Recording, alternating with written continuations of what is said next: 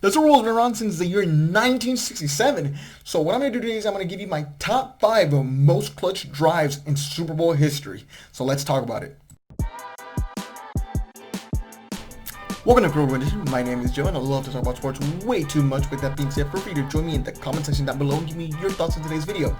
So the Super Bowl has been around for 54 years. So today what I'm going to do is I'm going to take the top 5 clutch drives in the entire history of the Super Bowl. So pretty much this is going to be 5 drives that started within under 4 minutes and that led to a game tying or a game winning drive. So let's get started. Coming in at number 5, I have the New England Patriots drive against the then St. Louis Rams at Super Bowl 36. Now, this one holds a special place in a lot of Patriots fans' hearts just because of the fact that this essentially started a dynasty. Now, the Patriots going into this game, they were 14-point underdogs against, a team that was led by Kurt Warner, Marshall Faulk, Torrey Holt, the greatest show on turf, and no one really gave New England a chance. They were underdogs throughout the entire season. They had a then unknown quarterback in Tom Brady who was in his second season. And a lot of people didn't really believe that he should have been starting just because, the Patriots had signed Drew Bledsoe at the time to a mega 10-year deal. And, people obviously weren't sold. No one really knew the kind of player that Brady would end up becoming. But everyone got glimpses of that at the end of this game. So with about a minute left, Tom Brady takes over the drive. And John Madden and everyone else is saying, okay, well, they should just kneel it. They don't have any timeouts left. Just play for overtime. And obviously Belichick gave a shot to this unknown quarterback a chance to prove himself, and he did. The very first completion of that drive, the Patriots do not get in position to win that Super Bowl if Tom Brady doesn't have the wherewithal to escape pressure, step up in the pocket, and complete a pass. After that pretty much they were able to keep the ball rolling, and they were able to set up Adam Vinatieri for a 45-yard field goal as time expired. In the first time that Super Bowl ended on a game-winning field goal kick. And, the Patriots just shocked the world winning 2017 against the St. Louis Rams. So, going to number 4, I have the New York Giants upsetting the New England Patriots in the 2007 season at Super Bowl 42. So, the Giants, not a lot of people really believed in the Giants. They were 10-6 going into this game. They were playing, they're massive underdogs because they were playing quite possibly one of the greatest NFL teams of all time. The then 18-0 New England Patriots. They were just one win away from finishing only the NFL's second undefeated season. Unfortunately for the Patriots, Eli Manning happened. With about 2 minutes, 47 seconds left, Eli Manning took the reins. So at a 3rd and 5 later, a couple plays later, they're at 3rd and 5, and then the rest is history.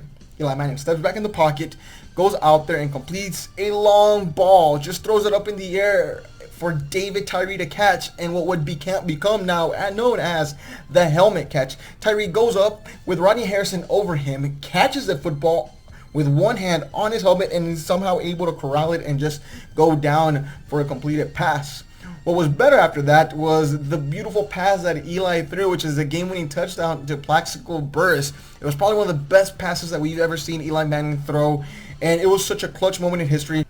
Coming in at number 3, I have the San Francisco 49ers and Joe Montana leading a basically 2-minute drill to beat the Cincinnati Bengals in Super Bowl 23. So Joe Montana took the ball with about 3 minutes 10 seconds, and they were down by 3. He was able to start from his own 10 and was able to drive the 49ers with ease in there and was able to get a game-winning touchdown. Now, obviously that's how it ends. But what really stands out in that drive was 2 things. First of all, the ease that Joe was able to just move down the field like it was nothing. It was just another game for him. That's why they called him Joe Cool. But another reason why they called him Joe Cool was because as he was entering the huddle, he was literally that. He was Joe Cool. He was calm. He was telling his teammates that he was hungry, and he spotted John Candy on the other side of the field and just really pointed it out right before he was going to lead a drive to try to tie the game or just take the lead in that Super Bowl game. Obviously, it seemed like just another day in the office for Joe Montana, which is why he's one of the best that there ever was. Coming in at number 2, I have the Pittsburgh Steelers and Big Ben Roethlisberger driving down in Super Bowl 43 to defeat the Arizona Cardinals. Now, for this one in Super Bowl 43, the Arizona Cardinals were the fairy tale story of that season. Not a lot of people truly believe that they can make it all the way. They had Kurt Warner with his second team, Larry Fitzgerald being the fantastic dynamic receivers that they had with him, and Anquan Boldin were able to ride the fairy tale ship into the Super Bowl against possibly one of the best defenses that we saw. James Harrison was the Defensive Player of the Year. Ben Roethlisberger had already been to the dance before. So this team had a lot of experience when it came to just playoff football and already being in the big dance. The Arizona Cardinals took the lead with 2.5 minutes left in the game when Larry Fitzgerald and Kurt Warner connected on a long pass, which would go on to go for a touchdown. A lot of people thought that was it. That could have been the dagger, but Roethlisberger takes his football team, starts at around the Pittsburgh's 13-yard line, goes out there and just starts going into this massive drive. Real calm, was just throwing it to Santonio Holmes, and no one in the Cardinals defense seemed to have an answer for him. Big Ben continued to drive, and what was most memorable about that drive was that catch by Santonio Holmes. Big Ben throws it in there with under a minute left, and throws it where there's 3 defenders near Santonio Holmes. Is able to throw it up. Santonio Holmes makes such a clutch catch that gives the Steelers the victory in this game and gives Big Ben his second championship. I think the thing that stands out the most about this drive, again, was just that beautiful catch from Santonio Holmes, and it was a beautifully placed ball by Ben Roethlisberger, and really just shows you how great he really is as an NFL player. Just truly fantastic, and that one's going to really stand out in NFL history. But coming in number 1, the most clutch drive in a Super Bowl would have to be the Patriots drive to tie the game against the Atlanta Falcons in Super Bowl 51. That's a big one because if you're watching the game, the Patriots were just getting spanked for most of the game. They were down 28-3. And Brady was able to bring the team together, and was able to get his team in position with about 2.5 minutes left, down 28-20. Not only did they need to drive, but they needed to get a 2-point conversion to just be able to send the game into overtime.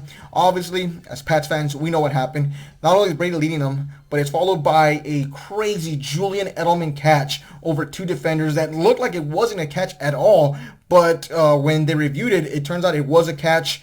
Brady was able to continue to drive, hands off the ball to James White, and then was able to throw a pass to Danny Amendola to be able to tie the game. And eventually, we know what happened after that. The Patriots get the ball in overtime, and they're able to win the game by getting a James White touchdown to seal the deal and complete possibly one of the greatest comebacks in Super Bowl history. That, in my opinion, is the best one. Not just because I'm a Patriots fan or anything like that. It's just because of the fact that under pressure, I mean, you not only do you need a touchdown, but you need a 2-point conversion. You're already down 28-3 to come back and put yourself in position of that. The catch that Edelman made, the Patriots started at their own 10, and you really just saw the ice in Brady's veins. So thanks for listening. If you enjoyed this video, feel free to leave a like. And if you enjoyed content like this, feel free to subscribe. Let me know your opinion and let me know what you think. And let me know if I left anyone out. I'll catch you later, guys. Goodbye.